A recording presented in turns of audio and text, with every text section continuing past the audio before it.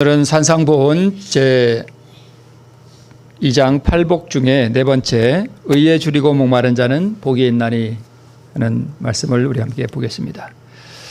우리 본문의 말씀은 마태복음 5장 6절입니다.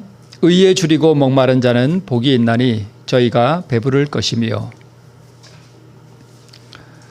자, 우리 의에 대해서 많이 했죠. 의는 아주 간단하게 표현하면 우리 예수님의 또 하나님 아버지의 우리를 향한 사랑을 우리가 의라고 볼 수 있죠. 좀 더 구체적으로 표현하자면 우리 신의 성품 또 우리 하나님의 본성을 의라고 합니다. 우리 지난 시간에 안식일에 우리가 그 야곱과 유다의 그 창세기 44장에 나오는 그 이야기를 우리가 함께 나누었죠. 우리가 보통 하나님 아버지의 그러니까 예수님은 우리에게 주실 그 의를 어디서 받으셨는가 하면 아버지에게서 받으셨어요. 근데 그 아버지의 의가 아버지의 사랑이거든요. 근데 아버지의 사랑을 우리가 보통 하나님 아버지는 이렇게 무서운 분, 우리 그렇게 많이 이해하는데 그렇지 않고 우리 창세기 44장에 보니까 야곱이 그 아들 그 요셉과 또 베냐민을 향한 그 사랑, 생명이 결탁된 그 무한한 사랑이 아버지의 사랑임을 우리가 함께 나누었죠. 그 사랑, 그것을 의라고 합니다. 다시 한번 말씀을 드리지만 우리가 하나님께서 우리를 위하여 그 아들을 내어주시고 우리를 위해 희생하게 하신 것, 또 예수님이 우리를 위해 어떠한 희생을 무한한 그 희생을 하셨는지를 우리가 조금이나마 이해하는데 얼마의 시간이 걸린다고요? 영원이란 시간이 걸린다고요. 그러니까 하나님의 사랑은 그 의는 무한한 것입니다. 영원히 우리가 받아도 다 못 받습니다. 그러니 그 의가 얼마나 크겠어요. 그 의를 우리가 줄이고 목말라 하는 그러한 사람은 복이 있다 이렇게 말씀하고 있습니다. 그러니까 우리 육신으로 비유하자면 배가 고픈 사람은 복이 있다 이런 뜻입니다. 우리 옛말에 우는 애한테 뭐 하나 더 준다고요? 떡 하나 더 준다 그러죠. 우리가 영적으로 그렇게 배가 고파서 울면 그게 복이 있다 그런 뜻입니다. 그런 사람은 뭐가 어떻게 된다고 배가 부르대요. 이 배를 말하는 게 아니라 영적인 배를 말하는 거겠죠. 자, 의는 말씀을 드렸듯이 사랑입니다. 이 사랑은 그 하나님의 의가 어디에 나타났는가 하면 십계명에 나타나 있습니다. 그 십계명을 또 이렇게 자세히 풀어놓은 게 산상보훈이죠. 산상보훈. 그래서 이 의와 사랑은 율법과 일치되는 것이고 이게 자비이고 또 이게 생명이고 빛이고 신의 성품이다 이렇게 우리가 이해할 수 있습니다. 그래서 아버지 하나님은 모든 의의 근원이시고 이 모든 의의 근원이 되시는 이 아버지 하나님으로부터 우리 예수님께서 그 아버지 하나님의 의를 받아서 이것을 개발하셨다. 이렇게 시대소망에 그렇게 기록되어 있죠. 그래서 예수님은 그 아버지 하나님의 의를 받아서 그것을 우리에게 주시기 위해서 개발하신 분이고, 그리고 이 우리로 하여금 이 의를 받도록 이 의의 필요를 느끼도록 깨우쳐 주시는 분이 누구냐면 성령 하나님이세요. 그러니까 의에 줄이고 목말라 할 수 있도록 역사하시는 분은 누구예요? 그게 성령 하나님이세요. 그래서 우리가 성령을 구할 필요가 있습니다. 나는 예수님의 사랑과 아버지 하나님의 그 의, 그것에 대한 목마름이 없다. 그러면 내 안에 뭐가 없는 거예요? 성령이 없는 거예요. 그러니까 영이 죽었다는 거예요. 그러니까 내가 영이 살아있는지 내가 죽어있는지 어떻게 알 수 있냐 하면 영적인 목마름이 없어요. 그래서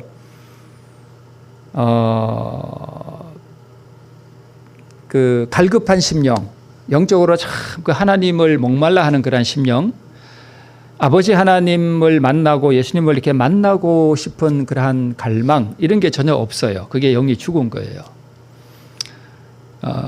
그래서 우리가 성령을 구할 필요가 있습니다. 네.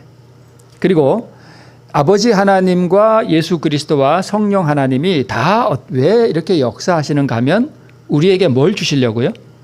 그 의를 우리에게 뭐 하려고요? 주시려고 이 세 분 하나님이 이렇게 다 역사하신단 말이에요. 아버지 하나님의 의를 우리가 바로 받아버리면 어떻게 되냐 하면 죽어버려요. 너무 세서. 의가 너무 세서 죽어요. 그래서 예수님이 이걸 받아서 의를 개발하시고 우리에게 받을 수 있는 그러한 의로 개발하시고 성령 하나님은 우리를 예수님께로 그러니까 이제 의에 대한 갈망을 일으켜요. 성령 하나님께서. 그래서 우리가 의에 대한 갈망을 일으키면 그 의를 받을 수 있는 예수님께로 인도하는데 예수님이 지금 어디 계시죠? 하늘에 계시잖아요. 그럼 우리가 하늘에 올라가나요? 그건 아니죠. 우리를 어디로 인도하는가 하면 그러니까 우리가 목이 마르면 지금이어서도 꼭지 틀면 되지만 옛날에는 목이 마르면 어디로 가야 되죠? 우물로 가야 되죠. 그러면 우리가 이 의를 받으려면 우물로 가야 되는데 우물이 어디예요? 우물. 네, 예수님이 의의 근원이신데 아버지 하나님이 의의 근원이시고 예수님이 우리에게 그 의를 나누어 주시는데 그 의를 우리에게 흘려보내 주시는 그 셈이 어디냐면 십자가예요. 왜 그런가 하면 예수님이 돌아가실 때 제가 우리 그 마지막 말씀이 뭐냐면 다 이루었다 그러셨죠. 그 다 이룬 게 뭘 이루었다고요? 의를 이루었다는 거예요. 그죠? 내가 인간에게 줄 그 의를 다 이루었다. 그리고 돌아가셨죠. 그죠? 자, 그러면 예수님이 십자가에서 뭘 흘리셨죠? 피를 흘리셨잖아요. 그러면 레위기 17장에 보면 육체의 생명이 어디 있다고 말씀이 됐냐면 피에 있다라고 돼 있어요. 그러니까 우리가 이제 예수님의 보혈로 죄를 씻는다 그러잖아요. 그러면 죄를 씻으려면 예수님의 피를 진짜 이렇게 발라야 되잖아요. 그죠? 근데 그렇게 하나요? 그렇게 안 하잖아요. 그 피는 이미 없어졌잖아요. 다 흘렸고 다 씻겨 내려갔고 다 없어졌어요. 그죠? 그러면 그 피가 우리를 그 피로 우리 죄를 씻는다는 게 뭐냐 하면 자, 우리 뒤에 나오니까 뒤에서 한번 볼게요. 자, 여기 보시면 의는 거룩하고 하나님과 같이 되는 것이다. 이거 했죠. 자, 밑에 보면 의가 사랑이라 그랬죠. 사랑은 하나님의 빛과 또 뭐래요? 뭐래요? 생명이래요. 자, 그러면 성경에 기록하기를 생명이 어디 있다고요? 피에 있어요. 피에. 성경이 그렇게 말해요. 그 왜 피에 있는지 저도 모릅니다. 왜 피에 있는지 저도 몰라요. 그런데 하나님께서 말씀하시기를 생명이 어디 있대요? 피에 있대요. 그러면 피를 흘렸다는 얘기는 뭘 흘렸다는 얘기예요? 생명을 흘렸다는 얘기예요. 그런데 이 생명이 뭐래요? 맨 앞에 보니까 의래요. 의래요. 자, 그러면 우리 죄를 피로 씻는다 하는 얘기는 다른 말로 하면 우리 죄는 뭘로 씻는다는 얘기예요? 맨 앞에 보니까 의로 씻는다는 거예요. 왜요? 피에 뭐가 있고요? 생명이 있고 그 생명이 뭐니까? 의니까. 곧 의는 이꼬르 피라는 얘기예요. 그죠? 그래서 우리가 피로 죄를 용서받고 씻는다는 얘기는 그렇습니다. 그래서 예수님이 상징적인 거예요. 그 육체의 피는. 그죠? 그건 상징이고요. 그 피가 진짜로 뭘 의미하는가 하면 신성의 생명을 말하는 거예요. 이해가 되시죠? 그러니까 육체로 흘리신 그 피는 뭘 상징하는가 하면 예수님의 신성의 그 생명을 내놓은 걸 표현하는 거예요. 내가 이렇게 죽었고 내가 이렇게 죽음으로 내 생명을 너희들에게 나누어 준다라는 뜻입니다. 그러면 우리가 그 의를 받는다는 얘기는 그분의 그 신성의 생명을 받는다는 거고 그 생명을 받는다는 게 곧 뭘 받는 거예요? 의를 받는 것입니다. 다 하나로 연결되잖아요. 그죠? 네. 자, 그러면 생명을 그러니까 의를 갈급해하고 목말라 한다는 얘기는 어떤 사람이 그걸 느낄까요? 내일 또 다시 그런 이야기가 좀 반복돼서 나오긴 하는데 생명을 갈급해야 한다. 어떤 사람이 생명을 갈급할까요? 자, 우리 육신적으로 놓고 보면 생명을 아주 갈급해하는 사람이 어디에 많이 있을까요? 죄인. 육신적으로 보면 병원. 네, 아픈 사람. 네. 주사님 병원에 근무하셨으니까 잘 아시네. 어디에 많이 있어요? 병원에. 그 사람들 다 이게 좀 중한 사람들 뭐 해 가니까 죽어가니까 뭘 갈망해요? 살고 싶어 하잖아요. 의를.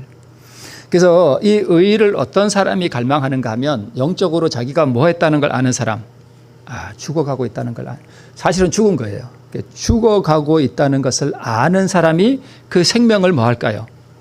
갈망한다는 거예요. 그죠? 살고 싶다는 거예요. 영적으로 내가 살고 싶다는 뜻이죠. 자, 그러면 왜 이 생명에 대한 갈망이 없는가 하면 자기가 죽어가고 있다는 사실을 또는 자기가 죽었다는 사실을 뭐 하기 때문에 모르기 때문에. 그래서 그걸 깨우쳐 주시는 분이 누구냐 하면 성령 하나님이세요. 네, 그런 뜻입니다. 그래서 그 파스칼이라는 뭐 유명한 사람이 인간의 가슴에는 하나님만이 채울 수 있는 빈 공간이 있다라고 말하고 있는데 이 빈 공간에 뭘 채워야 되냐 하면 아까 나왔던 뭐요? 저 맨 앞에 의. 저 사랑. 그러니까 이제 사실 우리가 지금 이 땅에 살 때는 고아잖아요. 그죠? 고아들이 제일 사모하는 게 뭐예요? 엄마의 그 따뜻한 가슴, 그 품, 그걸 사모하잖아요. 그죠? 그러니까 우리도 영적으로 우리가 참 외롭다, 목마르다, 내가 가출소녀 같아 그럴 때 그 가정의 따뜻한 품, 엄마의 그 따뜻한 품을 그리워하는 것처럼 영적으로 아버지의 그 따뜻한 예수님의 그 따뜻한 가슴을 사랑을 뭐 한다는 얘기예요? 갈급해하고 사모한다는 뜻입니다. 그게 의에 줄이고 목마른 거겠죠. 그래서 인간의 가슴에는 하나님만이 채울 수 있는 그 빈 공간이 있는데 이 빈 공간은 우리 신성의 생명으로만 또는 그분의 사랑으로만 채울 수 있는 그 공간이 있다는 것입니다. 하나님의 사랑 외에는 그 어떤 것으로도 채울 수 없는 공간이에요. 그래서 이 공간은 사실 우리 육신은 이렇게 작지만 이 공간이 얼마나 크냐 하면 이 우주보다 커요. 이 공간이. 그래서 하나님의 그 무한한 사랑만이 우리 가슴을 채울 수 있습니다. 그리고 또 다른 사람은 말하기를 인간에게는 하나님만이 채울 수 있는 절대 공간이 있다. 그렇기 때문에 하나님이 그 공간을 채우시지 않으면 인간은 그 공허함을 느낄 수밖에 없어요. 그래서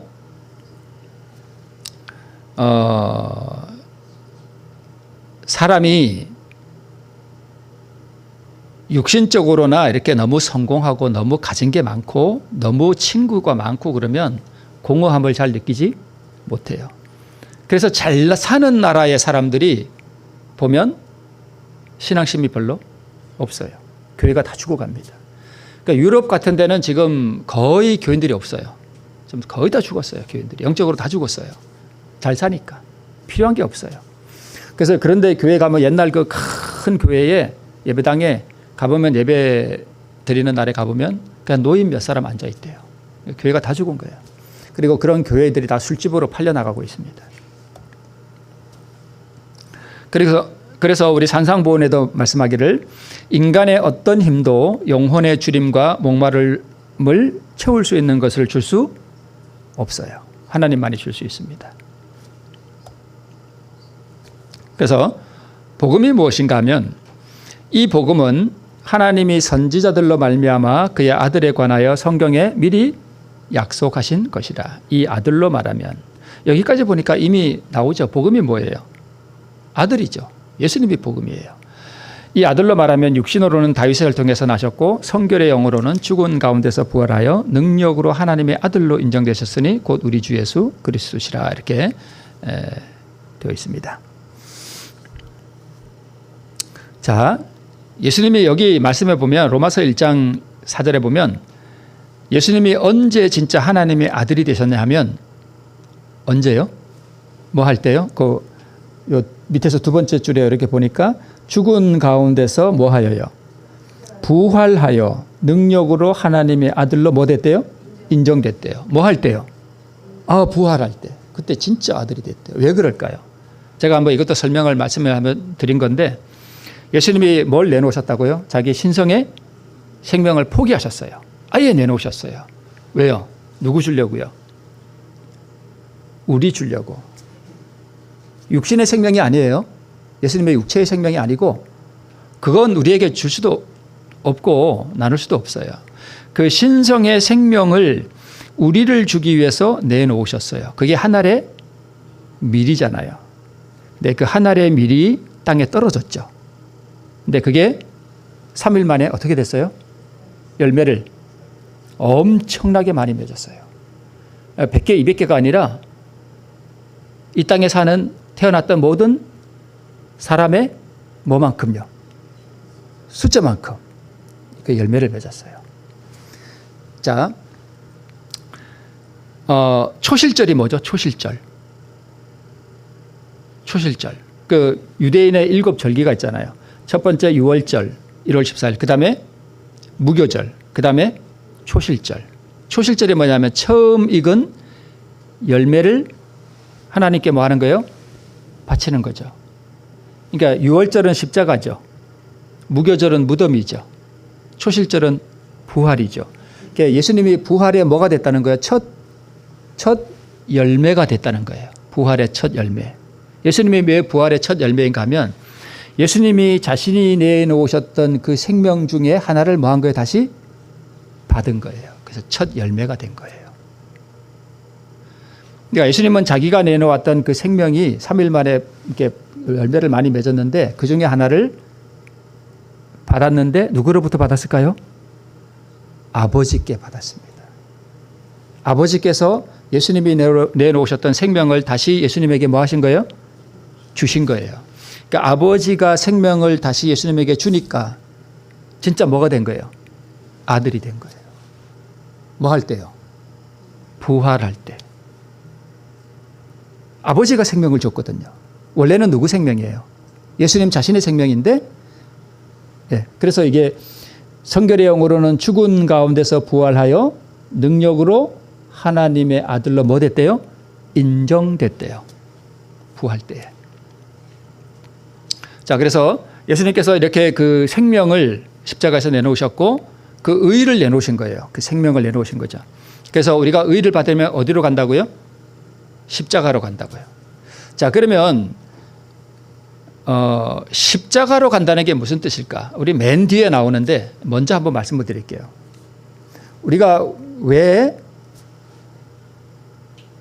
제가 믿음으로 말미암는 의를 말씀을 드리면서 우리가 그 의를 받기 위해서는 우리 편에서 뭘 해야 된다 그랬죠?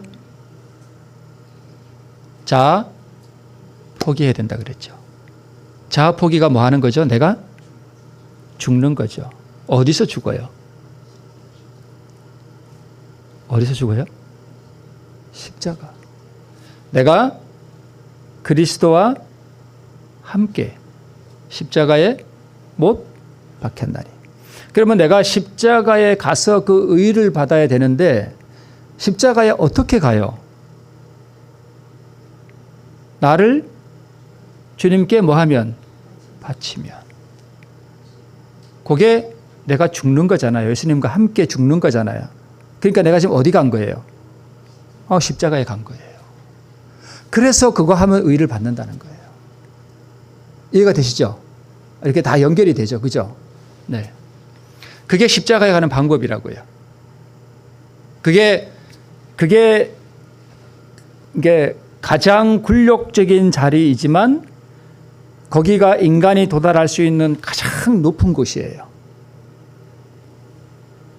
그래서 우리가 이 자아 포기가 왜 중요하냐면 이 자아 포기를 할 때 그 의가 나오는 그 의의 샘 근원인 십자가로 내가 가기 때문에 그리고 거기서 나도 죽기 때문에 바로 그 십자가에서 내가 뭘 받는 거예요?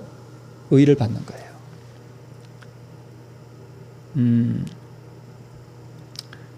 이 추위를 무릅쓰고 오늘 예배에 참석하신 분들은 복 있는 분들입니다. 물론 안 나오시는 분도 복 있는 분들이에요. 자, 의가 흘러나오는 의의 근원이 어디라고요? 십자가예요. 십자가에서 예수님이 그 의를 십자가에서 뭐 하셨기 때문에요? 풀어놓으셨기 때문에. 우리에게 내놓으셨기 때문에. 그 의는 뭐라 또 다른 표현을 하면 생명이고, 이 생명이 상징적으로 뭘 흘린 걸로 나타났다고요? 피를 흘린 걸로 나타났다고요. 육체의 생명은 피에 있느니라. 레위기 17장 11절인가 아마 그럴 거예요. 육체의 생명은 피에 있다 그랬어요. 그 상징이에요. 그게 우리 죄를 씻어요. 그러니까 우리 죄를 씻는 것은 뭐만 들어오면 돼요? 여기 없구나.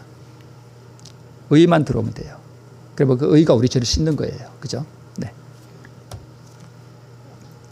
자, 의는 고통스러운 투쟁이나 지치게 만드는 수고, 그리고 선물이나 희생으로 얻어지는 것이 아니라 그것을 얻고자 줄이고 목말라 하는 모든 영혼에게 거저 주어지는 것이다.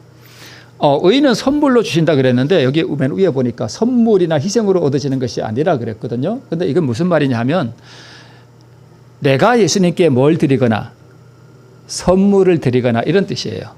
예수님이 선물로 주신다는 뜻이 아니라 내가 막 지치게 만드는 수고를 하고 내가 예수님께 뭘 이렇게 선물을 드리거나 이렇게 해서 얻어지는 것이 아니라는 거죠. 그것을 얻고자 줄이고 목말라 하는 영혼에게 거저 주어지는 것이다. 이렇게 말씀하고 있습니다. 피곤해 지친 여행자가 광야에서 샘을 찾다가 찾으면 기갈을 푸는 것처럼 그리스도인도 그리스도가 근원이신 생명의 정수를 뭐함으로 갈급함으로 그것을 얻게 될 것이다. 문제는 우리에게 뭐가 없어요. 지금 대부분 갈망이 없어. 솔직히 말씀드릴게요. 그죠? 우리 갈망 없죠, 별로. 그죠? 목마름이 없잖아요, 솔직히. 저도 그걸 알거든요. 네. 이게 없어. 이게 문제예요. 그러니까 이 갈망이 깊으면 누구나 다 구원받을 수 있어요. 갈망이 있으면 구원받기가 아주 쉬워요. 근데 참 구원받기 어려운 이유가 뭐냐 하면 뭐가 없다는 거예요. 갈망이 없다는 거예요. 목이 너무너무 가란 사람은 뭐만 찾아요? 물. 모든 생각이 물이에요. 그죠? 배고픈 사람은요. 막 이게 너무 배가 고프면은 막 밥그릇이 둥둥 떠다닌대요. 이렇게. 둥둥 떠다닌대요. 문제는 갈망이 없다는 것인데 그러면 피로를 느낄 수 있는 방법을 이렇게 설명하고 있습니다. 시대 그 산상보훈에서는 우리 구주의 품성의 온전함을 뭐 할 때요? 깨달을 때 담고자 갈망하게 된대요. 우리 구주의 품성의 온전함을 어디서 깨달을 수 있을까요?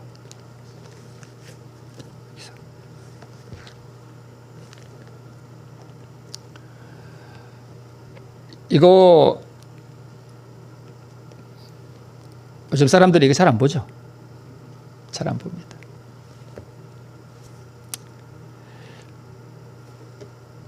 이게 안 되면 그 시대의 소망이라도 이렇게 좀 자세히 이렇게 연구하고 보면 예수님이 이렇게 아름다우신 분인가 하는 것을 깨닫게 되고 그분을 좀 닮고 싶다 하는 갈망이 일어나게 된다는 것입니다. 근데 문제는 이러한 영적인 갈망보다 무슨 갈망이 더 강해요? 세상의 갈망이 더 강해. 그러니까 마귀가 그걸 자꾸 던져주거든요. 지금 너가 이럴 것보다 돈 벌 때야. 돈이라도 좀 벌어놔야지. 너 노후가 좀 편안하지 않겠니? 마귀가 항상 그래 속삭이거든요. 그러니까 내가 돈 좀 벌어놓고 그때 말씀 연구하지 뭐. 항상 그래요. 마귀는 항상 그래요. 근데 그런 날은 절대 오지 않습니다. 지금 안 하면 그런 날은 오지 않습니다. 우리 구주의 품성의 온전함을 우리가 말씀과 기도를 통해서 그것을 구할 때 우리가 예수님을 닮고자 하는 것을 깨닫게 되고 또 성령께서 우리가 이 성경 말씀을 통해서 이렇게 보면 뭐가 보이냐 하면 이 말씀 속에서 뭐가 대조돼 보여요? 내가 대조돼 보이면 내가 이런 죄인이구나 하는 것을 깨닫게 될 때 내가 참 의가 필요한 죄인이구나 하는 것을 깨닫게 될 때 뭐가 생겨요? 갈망이 생기게 되어 있습니다. 그런데 문제는 사단이 욕을 못하게 해요. 자꾸 딴 데 정신이 팔리게 해서 내일 할 얘기를 오늘 다 해버리네. 하나님에 대해서 알면 알수록 이상도 높아지고 그 형상을 닮고자 하는 마음도 더 강해지고 열망이 더 강해진다. 그러니까 하나님을 알면 하나님이 어떻게 알아요? 이거 읽으면 알잖아요. 그죠? 이거. 네. 그래서 성경 말씀을 깊이 연구한 사람이 많이 읽는 사람이 대부분 보면 저 정말 이렇게 깊이 말씀을 연구한 사람들은 보면 어떤 사람은 하루 종일 말씀만 본대요. 이거 말씀만 보고 한다대. 그런 사람들이 이렇게 뭔가를 건져요. 그죠? 이 말씀에 대한 어떤 그런 걸 가진 사람들이. 그래서 성령이 이런 선물을 우리에게 주시는데 이 부족을 느끼고 의에 줄인 느낌이 이렇게 우리에게 들 때 그게 바로 성령의 역사라고 이렇게 우리에게 말씀하고 있습니다. 그래서 생명의 삶을 찾으려고 노력하지 않는 사람은 갈망도 생길 수가 없습니다. 말씀에서 하나님을 알고자 하는 노력에 성령의 역사가 더해지고요.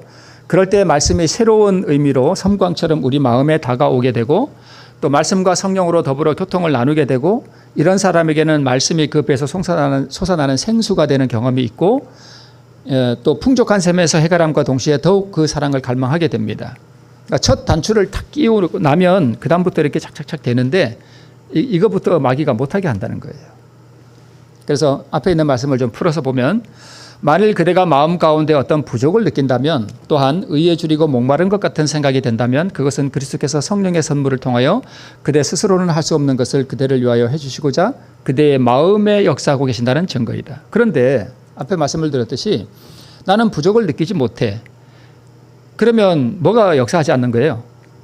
성령이 역사하지 않는 거예요. 그러면 성령이 왜 역사하지 않는가 하면 성령은 우리에게 말씀을 하실 때 어떻게 말씀하시냐면 천둥 소리 같이 크게 말씀하시지가 않습니다. 성령의 음성은 어때요? 세미해요.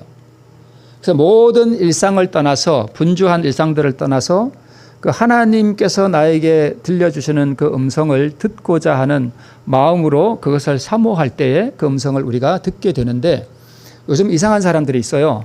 하나님의 음성을 이렇게 육신의 귀로 듣는다고 이런 사람들이 있는데 아주 위험해요. 우리가 주로 성령의 음성을 어디서 들을까요? 직접 이렇게 듣는다고 막 이렇게 해야 될까요? 그러면 마귀가 와서 속삭여요. 어디서 들어요? 말씀에서.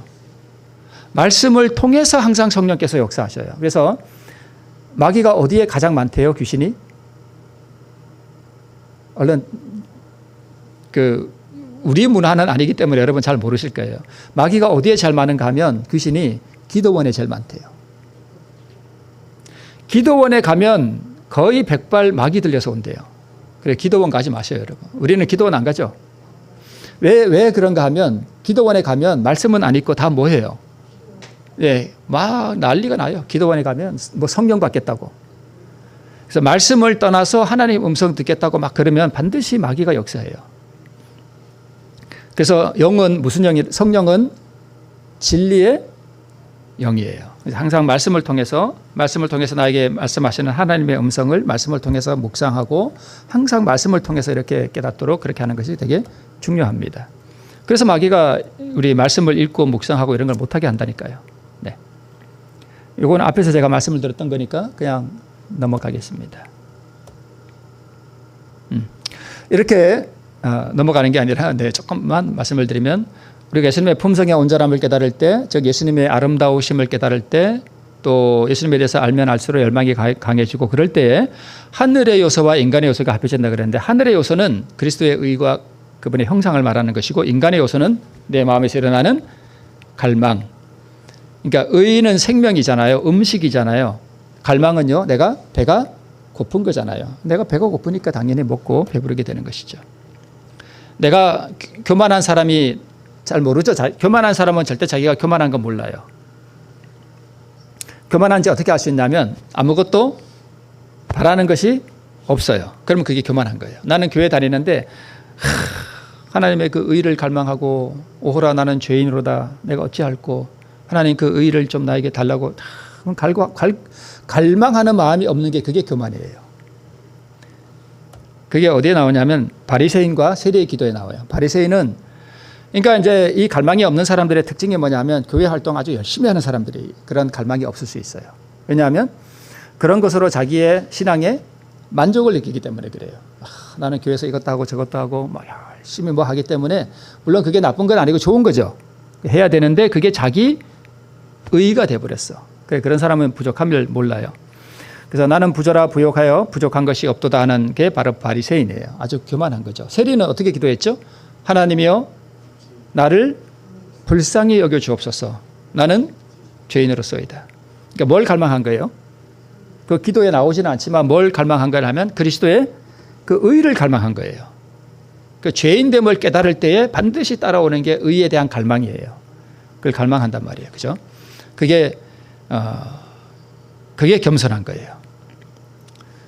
나의 현재 상태, 신앙 상태에 그냥 만족하면서 아무 생각 없이 교회 다니는 거, 그게 바로 성령이 없고 영이 죽은 상태예요. 그게 죽은 거예요. 아무 필요가 없잖아요. 필요를 느끼지 않잖아요. 그죠? 갈망이 없어. 갈급함이 없어.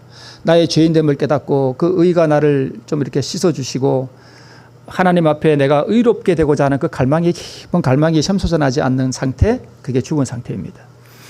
그러면 내가 만약에 그런 상태를 내가 지적으로 깨달았다 그러면 하나님 앞에 가서 솔직히 고백하면 되죠. 하나님, 제가 보니까 제가 진짜 갈망이 없네요. 제가 죽은 것 같습니다. 하나님, 제가 어떻게 하면 좋을까요? 그러면서 이제 뭘 해야 되죠?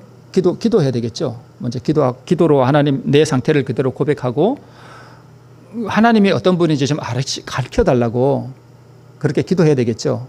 하나님이 어떤 분인지 좀 알려주세요. 그리고 또 어떻게 해야 돼요? 그러면 하나님이 자기를 이렇게 딱 내게 보여주시나요? 눈에 보이게? 그건 아니잖아요. 우리가 하나님 어떻게 알아요? 어디서 알아요? 네, 말씀에서. 그 말씀을 읽으면서 하나님, 저 좀 하나님이 어떤 분인지 알고 싶어요. 하나님의 성품이 어떤지 좀 알고 싶어요. 그러니까 기도하는 마음으로 성경을 읽으면, 진짜 그렇게 간급한 마음으로 성경을 읽으면 하나님께서 그것을 가르쳐 주셔요. 그럴 때 우리에게 갈망이 생기게 되어 있습니다. 그래서 그리스도의 사랑을 한번 맛본 사람은 그 사랑을 더욱 많이 받고자 끊임없이 뭐 한대요? 부르짖는데요. 그래서 뭐 하게 되면 또 나누어 주게 되면 더욱 풍성하고 더욱 많이 받게 될 것이다.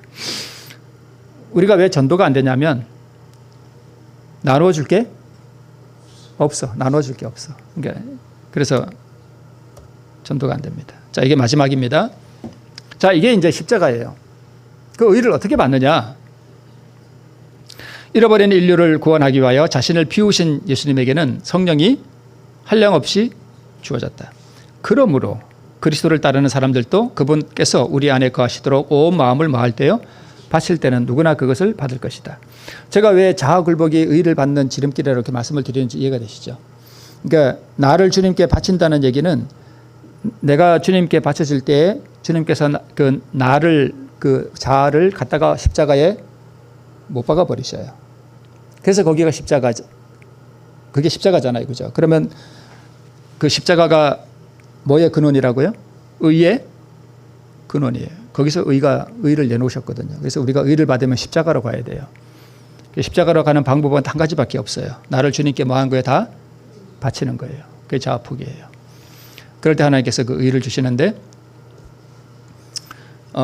그래서 오늘 이제 왜 피를 흘리셨는지, 그 피가 뭘 의미하는지, 피에 생명이 있다는 거, 그리고 그 생명이 의를 상징한다는 거, 그 의가 신성의 생명이라는 거, 그게 우리가 어디 가면 받을 수 있는지, 또 그게 십자가라는 거, 그럼 십자가에 어떻게 가느냐 하는 방법까지 오늘 이렇게 말씀을 드렸습니다.